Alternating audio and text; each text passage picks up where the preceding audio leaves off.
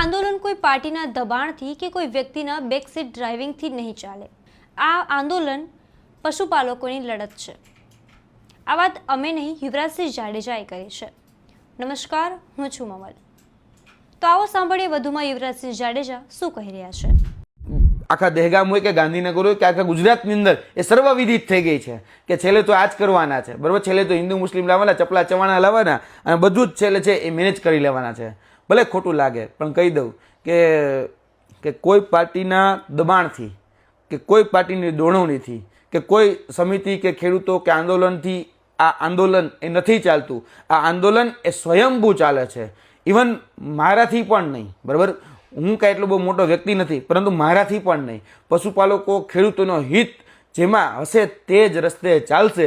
બાકી કોઈ પોતાના રોટલા શેકવા કે બેકસીટ ડ્રાઇવિંગ કરવા માટે જે અત્યારે આવી રહ્યા છે એ મહેરબાની કરીને દૂર થઈ જાજો, કારણ કે તમારું બેકસીટ ડ્રાઇવિંગ છે એ પણ નથી ચાલવાનું. અને તમે તમારા જે સ્વાર્થના રોટલા શેકવા માટે ક્યાંક ને ક્યાંક પશુપાલકો અને ખેડૂતોનો ઉપયોગ કરી રહ્યા છો. તો પશુપાલકો ખેડૂતો હવે એ સમજી ગયા છે, છેલ્લા 35 વર્ષથી તમને જાણી ગયા છે, ઓળખી ગયા છે અને હવે સમાજ જાગૃત થઈ ગયો છે. બાકી આ જે લોકો જે છે જે કૂટનીતિ કરે છે એ તો શકુનીના બાપ છે, એ હકીકત છે. એ રાજનીતિના નામે કૂટનીતિ કરે છે. બાકી રાજનીતિ તો સારી બાબત છે, એમાં ના જ નથી. રાજનીતિ કરતા જ નથી, એ લોકો તો કૂટનીતિ કરે છે. અને મેં કીધું એમ કે શકુનીના પણ બાપ છે, કારણ કે શકુની તો ક્યાંક હજી આની સામે તો હારો હોય છે. કેમ?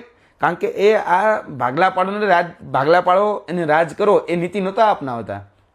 બાકી રહી વાત મુદ્દાના નિરાકરણથી, તો દરેક પશુપાલકોને ખેડૂતોને કહેવાનું કે આનું નિરાકરણ શક્ય છે જ. આનું નિરાકરણ આવી શકે એમ છે, આંદોલનના માધ્યમથી પણ આવી શકે છે. પરંતુ મારો વ્યક્તિગત અભિપ્રાય એવો હોય છે કે જો આંદોલન જ કરવું હોય તો તમારે ગાંધીનગરની અંદર આંદોલન કરવું જોઈએ. ગાંધીનગર સત્યાગ્રહ છાવણી છે, ગાંધીનગરની રામકથા મેદાન છે, એવા કોઈ જગ્યાએ જો આંદોલન કરો. કારણ કે આ ગુજરાતનું પાટનગર એ ગાંધીનગર છે, જેમ દેશનું પાટનગર એ દિલ્હી છે.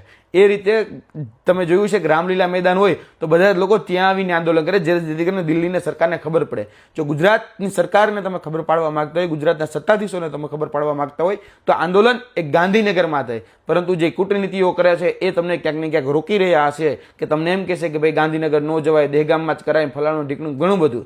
પણ મારી દ્રષ્ટિએ વ્યક્તિગત રીતે હું આંદોલનનો જીવ છું. અત્યાર સુધીમાં જોવા જઈએ તો 27-28 આંદોલનો કરી ચૂક્યો છું, સફળ આંદોલન કરી ચૂક્યો છું, મને ખબર છે.